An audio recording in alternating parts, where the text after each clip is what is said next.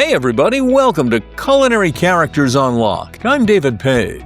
On this episode, a couple of cousins who got together to open a brewery in Chicago called Moody Tongue, then added a restaurant, and Michelin noticed. In fact, the place has held 1 or 2 Michelin stars every year for 4 years in a row.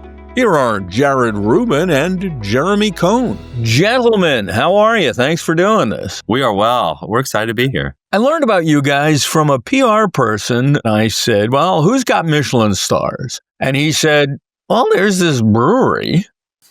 And I said, explain that. So, Chef or Jeremy, would you like to explain how a brewery gets Michelin stars? We did start out as a brewery. And from the very beginning, like our whole mindset was Michelin, not only from sourcing the best ingredients, the attention to detail, and just like overall service. But to take it back a step further, before we were a brewery, I was classically trained chef and worked in Michelin Star restaurants, the Martini House, which is now Goose and Gander in St. Helena, out in Napa, and then in New York at Per Se. For me, even before I started that in culinary school, I started a beer club.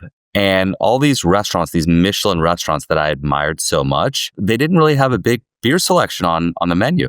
And that, for me, that was a little bit confusing because there was so much attention to the food menu, the wine menu, even the tea and the coffee, but beer was just like the same 5 characters every time. And so I've kind of been on this mission to bring beer and elevated food together. And so what started out on the culinary side quickly shifted to me moving to Chicago, going to brewing school in Chicago and Germany, coming back, becoming the brewmaster of Goose Island for 3.5 years, and then opening up Moody Tongue with Jeremy in 2014. And the mission was always to get to Michelin. But before we got there, we just had to have that kind of mindset. So this was a long-term goal. And even when we were creating our beers, we were doing the same thing that these Michelin star chefs were doing in their kitchens, right? They were going out, finding farmers, artisanal producers to get the absolute best ingredient. But instead of weaving them into solids and putting on plates, we weave them in liquid and we put it in glassware. So it took us a bit to get where we are, but it was always the goal from the very beginning. If you look at our marketing materials from 10 plus years ago, when we underwrote the business, when we first launched our the production side of our brewery, everything we said kind of, quote, Michelin minded. Only because for us it very much was a guiding star. Obviously the accolade is such an incredible honor, but I think it sets a standard of excellence, not just within food, beverage, but also service experience. Even down to the little details of, hey, if you're going to email us, where do you find our Juice Lychee IPA? Within 5 minutes, we'd like to have a response to you from a member of our team to say, hey, look, well, let us help you out. Please tell me the IPA thing is going to end soon. Unfortunately, David, it's not, and that's okay. We don't disagree with you. Okay, let me rephrase that. Yeah. Please tell me that someone will come to their senses and reduce the bittering level in these California IPAs that, in my view, are undrinkable. No, David, you're not wrong. No one wants bitter beer. We're all looking for balanced beer. I think that's what we do at Moody Tongue so well. It's like try to achieve balance. And I think it's easy to be heavy-handed with ingredients. I think we're all guilty of it. So being able to pull back, certainly when it comes to hops, is important. So yeah, I get it. I agree with you. Before we get into detail, did you both grow up in a foodie, and I hate that word, but I use it, in a foodie kind of household? I mean, you're cousins, so I assume there was the standard family events and such, but were you brought up to adore food? I was. I from the very beginning, you hear people say all the conversation happened in the kitchen. That's true, but for me, my father, it's not his profession, but he is an excellent chef, and he took great pride in like working clean, sourcing really nice cuts of beef, and then being patient. And I just saw him work, and he loved food. He was so passionate about it. And I think I caught the bug. And so the term foodie wasn't really thrown around back then, but we like to eat. We like to talk about food. And we were interested in eating when we were traveling, especially if we were going to visit Jeremy's family in Texas. I think, it's nice to see them, but my number one reason of going there was barbecue. I just never tasted anything like Texas. I grew up in Kentucky. I'd never tasted anything like Texas barbecue in my life. So You had mutton. we did, but I didn't. That's Eastern Kentucky, and that's not my favorite of the proteins. But we do have it in the state. You're correct. But yeah, I grew up in a family that loves food and absolutely loves food. I just didn't know how to get in the profession. How'd you get in the profession? It was a night class at WashU. There was the food editor of the St. Louis Washington University in St. Louis. St. Louis. Yeah, his name's Joe Bonwich. He's no longer with us. But I remember being in this food journalism class and looking around at the 19 other students and seeing so much passion. And all they want to do is talk about food and beverage. And I said, wow, okay, these are my people. And the teacher, Joe, was like, you should check out this culinary school, the CIA. I think you're going to find more people like you. And after that, I remember the first day of school, like getting there, and all anyone wanted to do is talk about food and beverage. And I've never felt like I belonged in a place more than being in culinary school up there. Okay, Jeremy, out there in Texas, how'd you grow up food-wise? Yeah, look, I think similar to Jared, obviously the apple doesn't fall too far from the tree. Our family very much revolves around eating. Similarly, when we travel, we're looking for restaurants, showcasing the local fare. I just don't think I ever considered it a legitimate career pursuit until much later in life. As your cousin Jared was pursuing that career. Right. Ironically, I suppose he finagled me into this business.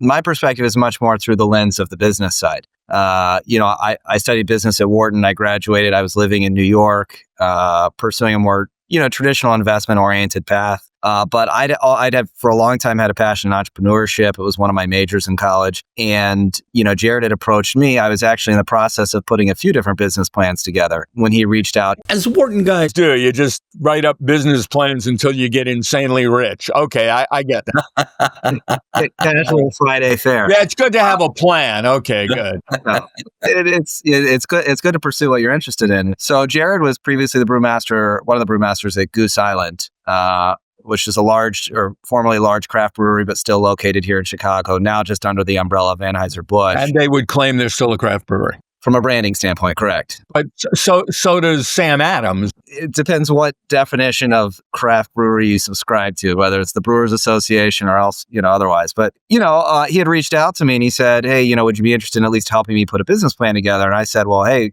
would you ship me a couple cases of beer? There aren't as many people who have consumed as much of Jared's beer or food as I have. So, I put the business plan together and I saw what was going on. This is around, 2011, 2012, seeing what was going on in the craft beer industry, which I know you're very familiar with. But honestly, coming out of business school, very rarely do you get the opportunity to see the beginning of an industry life cycle, right? And you saw all of the kind of prototypical explosion in the number of entrants, right? You're seeing a commoditized product start to be differentiated. And, the more I looked into it, the more I said, it sounds kind of interesting, right? And I do love to eat and I do love to consume and drink. And there's much about the industry that appeals to me. I just don't think I ever thought of it as a business, right? The business plan, what was the driver? Beer or food? Originally, it was beer. Originally, it was wholly based around the wholesale production of beer for distribution. And one day, Jared walked in and said, I'm tired of not cooking. One of the things Jared said for the first 5-6 years was, I don't want to create food until we know that we can create food of the same quality as our beer. And we'll be right back. If you look at the first retail business we opened, which was a little bar in the Pilsen neighborhood here, which we called the Tasting Room, we only served 2 food items. One was a daily selection of oysters. The other is this 12-layer gargantuan German chocolate cake, actually created by Shannon Morrison, one of Jared's good friends from culinary school. Both light, indulgent, great for pairing with beer. But you can see in our evolution, we did very much genuinely start as a brewery, or a culinary-centric brewery, right? Looking to showcase those flavors and aromatics. Growing into the retail side of the business, we didn't introduce our first restaurant concept until 2019. And that was when we thought we had reached a point where we could create a food-centric dining experience around beer, where the food would be produced at the same level as the beer. Jared, he just defined your goal. Put it in layman's terms, and how'd you get there? Just in my opinion, it's really hard to be great at 2 things at the same time. And so let's first start with brewing and understanding not only the style of beer, culinary beer, which we create, but perfect it. What's culinary beer? It's taking a chef's mindset to highlight flavors and aromatics and balanced beer. It's everything that's being taught in Michelin Star kitchens. It's just applying it to a liquid into a glass. Okay, good example, bad example. Good example, Shea Black Truffle Pilsner. Truffles, exceptional ingredients, especially if you know how to handle them and where to source them. There's so many black truffles. And how to pay for them. And to pay for them. But of course, the cost of the ingredient really justifies the price of the beer. That beer was $120 per bottle when we first released it. But we used exceptional black truffles from Australia, the same stuff that Thomas Keller was using at Per Se. So it's sourcing the best ingredient, knowing where to source it, and then knowing how to handle it to get the most out of the truffle, and making sure you're creating that finished product that does justice to the ingredient. Anyone can throw an ingredient in a beer, just like anyone can put an ingredient in a dish. But it's like, how do we make that truffle aromatic and flavor profile come to life? So that was the very first beer we created. We put all our chips in the very, very beginning. So $100 bottle of beer. $120. But yes. And did you ask for a less than great example? Did I hear that correctly? Yeah. And by the way, I'll offer a ton of them. Just throwing pumpkin spice in beer, in my mind, makes absolutely no sense. Pumpkin beer is really polarizing. Anyone who drinks it should be sent to an island to eat Hawaiian pineapple pizza. Okay, I know this island. I know the characters on this island, but you just gave a great example. So I think for me, it's like we are the last line of defense. If we find a beautiful ingredient like truffle or pawpaw, it's got to have a purpose within the beer. It's because beer is already fantastic, right? Like we've focused really hard for years to make sure our base styles were fantastic, like really, really delicious and well balanced. If you're going to add another layer of flavor, the sum has to improve. And that's all we're doing. Are you working in a Germanic profile? What's the basis of your beer? Look, I was trained over in Germany, so I have great respect for the balance, the structure, the discipline of German beer. They're the most difficult styles to create, certainly the Pilsner, because you can't hide a flaw in it. It's not sour, it's not barrel-aged, it's not hoppy. It's either really perfect or it's not. It's like a consommé. You either get it right or you got to redo it. When you guys went into this, I assume the business plan, maybe it didn't reflect it, Jeremy. Maybe your cousin ended up talking you into something. But was the assumption that you would indeed eventually be serving food of a high level? The business plan didn't reflect any of this. The business plan did not reflect, gambling the entire business on a truffle beer the first day. What were there discussions at the executive level? Not for the first few years. Jared's very right. The goal was to focus on beer, focus on creating a few different beers that we could grow into production and start working with, frankly, a lot of food-centric retail partners, whether restaurants or off-premise, accounts as well. So no, from the beginning, from the inception, there was no discussion about a restaurant. The restaurant, I think, came naturally the more we grew and the more we tried to define what differentiates us experientially from other brands, other breweries, and other beer. You did oysters and German chocolate cake at a bar, and one day you said, what the hell? Let's go for it. How did that happen? What did you do? Yeah, I can speak to that. It wasn't one day. I always wanted to do this. I really did. I knew I was going to get there. I fought it a little bit. So Jeremy, he was lying to you about his intentions from the very beginning. Not the only thing. Can you say cost overrun? No, I wanted to go there from the beginning. We just weren't ready, and we needed to surround ourselves with really talented people just so that everyone can kind of have a defined role when we were doing this, which is a luxury. But I think that's really what's helped us. Kind of like the softest of soft openings. Yes. Kind of like introduce ourselves and slowly build into a Michelin beer and food establishment. So you got there. You look around one day, you say, okay, we can do it. What did you do? We actually moved into a new space, which helped us that was a bit of a catalyst. We just ran out of space in the first location. In our new space, we took over a pre-existing brewery and they had a tasting room. And we said, we can turn this into a restaurant. And I couldn't have been happier. Like, this is what we were building towards. And from there, we knew that we wanted to highlight beer and food at the highest level. Back in a moment. You come to our restaurant, there's two. One is the bar at Moody Tongue, a little more casual. Think like oysters, handmade pasta. Yeah, the handmade pasta, you get at every brewery, I know. Right. Exactly. Yeah. But then right down the hallway, you have the dining room at Moody Tongue, just different experience. This is where we do 15 courses of beer and food pairings. And so each beer has a different piece of glass. The majority are hand blown, 100% crystal. That's something that even we're at our first location, just serving oysters and cake, the glassware was crystal. And so we put beer where beer needed to be, but we paired it with our favorite dishes, with our favorite ingredients. So caviar, A5 Miyazaki beef, foie gras, lobster, scallop. Hey, now back up 1 second. Now Sure. give me the pairing. You're going to love this.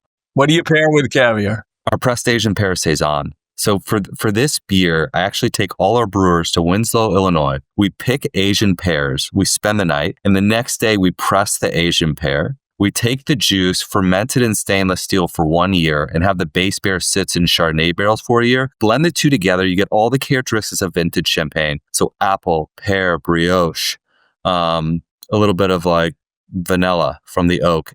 It's wonderful. Like vintage champagne beer and caviar. I don't know if it gets any better. Give me another pairing. Okay. We're in Chicago. We love steak here. So we lean towards the A5 Miyazaki beef. And for me, I love red wine as well. I'm a brewer that also loves wine. So we create a beer that replicates Burgundy. We take this beer, the style is called an Oud Brun, and we age it in stainless steel for over 2 years. And then we introduce Balaton cherries from St. Joseph, Michigan. And you get all the characteristics of Pinot Noir. You get the big, bright cherry, like a little pinch of raspberry, some cola, and it's magical. We decant it and we put it in the biggest Burgundian glass that you can imagine. And it opens up in the same way that some DRC opens up. And yeah, I said it, DRC. But it's fantastic together. Beef and Burgundy, it's one of my favorite pairings. Let's talk purely culinarily now about the food. What did you want it to represent? I love the format of tasting menus. I like to be able to taste small bites of different proteins and different flavor profiles, and then be able to work to pair beer with it. Like, that's what excites me. So it's not that we wanted to do Mediterranean or Japanese. We didn't need to. We didn't need to really follow any rules. We were kind of going down our own path. So if you look at our menu, it takes inspiration from really all cuisine. But I think a lot of the defining things are the ingredients we use. We're sourcing the highest ingredients possible, and we're pairing it with beer. And the wonderful thing about pairing food with beer is the carbonation, the bubbles. I mentioned champagne earlier. Those bubbles from champagne or beer, they scrub your tongue. Their carbonic acid scrubs your tongue, so each bite is a fresh bite. So every course, you get to start over again. And that's what you want as a guest. That's what you want, the chef wants you to do, and certainly what the brewmaster wants you to do. Where does the inspiration for these dishes come from? Is it your executive chef there? Yeah, absolutely. Chef James. I mean, he's phenomenal, and some of it comes from growing up in Chicago. Like in his beef course, he incorporates pierogies, which were a childhood favorite for him. Well, and for me too. It may be the greatest single food product outside of halva. Yeah, I really, really love pierogies too. Yeah, they're great. I'm looking at some of these. You're kind of out on the edge on some of this. I mean, who eats sweetbreads these days?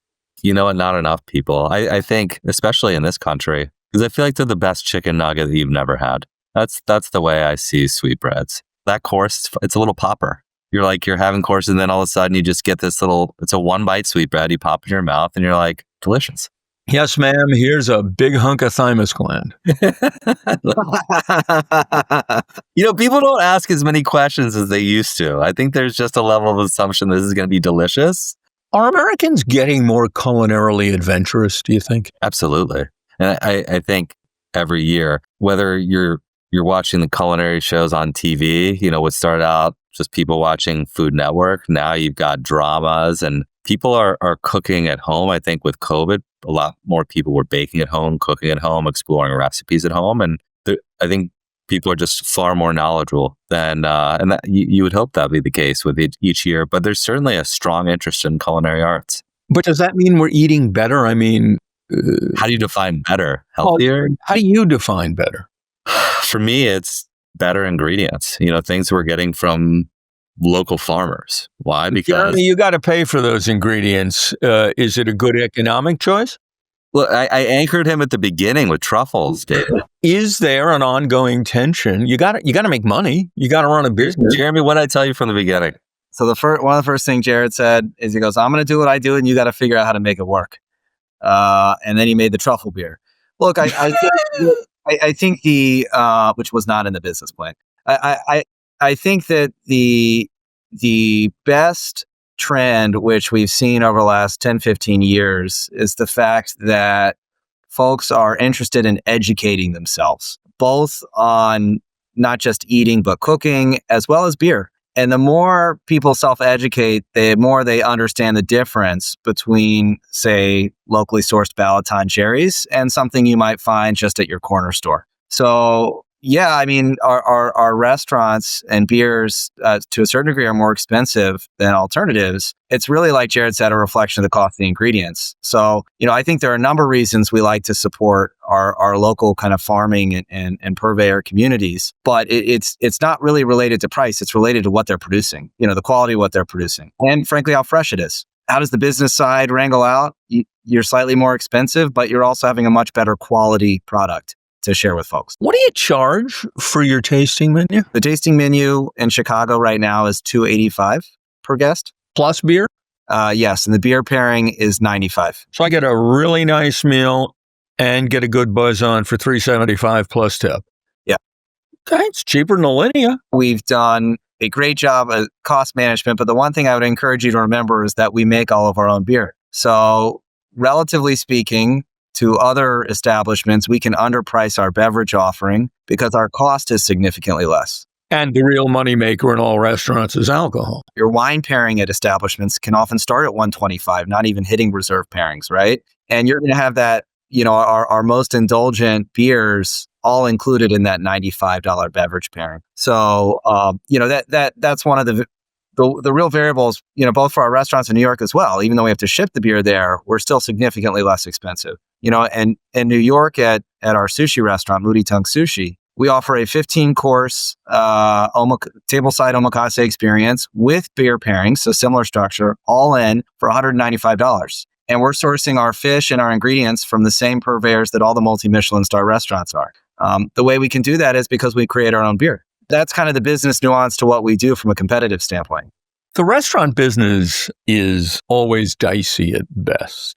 Do the Michelin stars make a difference? Look, I think for us, from the beginning, the Michelin accolade has always been a guiding light. Frankly, before we even opened, I emailed the tire company and said, would you even consider looking at a brewery? And I didn't hear anything back. Irrespective, every piece of marketing material we've ever produced has said Michelin-minded, right? So do the stars carry weight? Yes, because they stand for a certain level of attention to detail in terms of the curation of your experience and product.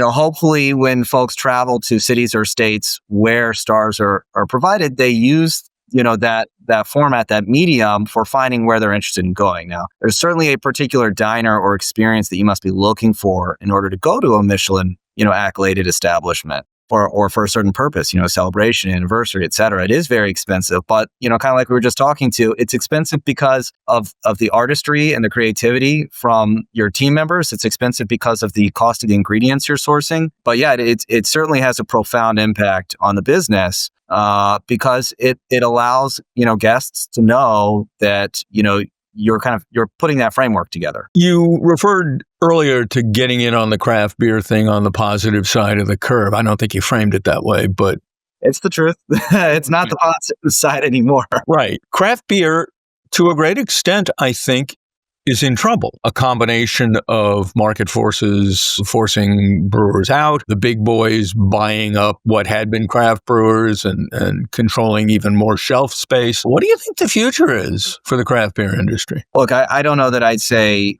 quote, in trouble, right? I think that if you look at what folks are drinking, there's still a significant interest in not just beer, but I guess broadly craft beer. I think that there's been an explosion in alternative alcoholic beverages, right?